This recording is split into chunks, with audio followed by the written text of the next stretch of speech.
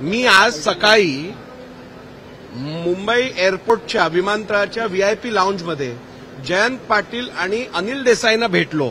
मग ते पण हेतुपुरस्पर होतं का? माझी भेट झाली तिकडे. भेट झाल्यावर चर्चा होते. गेल्या वर्षभरात शिवसेनेच्या ज्या आमदारांवरती अपात्रतेची याचिका दाखल आहे त्यापैकी एकही मला भेटला नाही का? मला प्रत्येक आठवड्यात अनेक सुनील प्रभू येऊन भेटले आहेत, मला अजय चौधरी येऊन भेटले आहेत, मला अनेक लोक येऊन भेटले आहेत.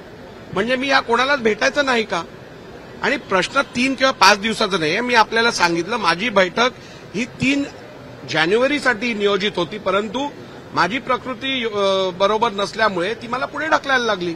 मग जर का आज कुठच्या महत्वाच्या कारणाने मी मुख्यमंत्र्यांना, उपमुख्यमंत्र्यांना किंवा कोणाला भेटलो किंवा विधिमंडळातील सदस्यांवर ज्यांच्यावर याचिका चालू आहे त्यांनी जर माझी भेट घेतली काही महत्वाच्या कारणासाठी, तर ह्याचा अर्थ मी त्यांना भेटू नये असा होतो का?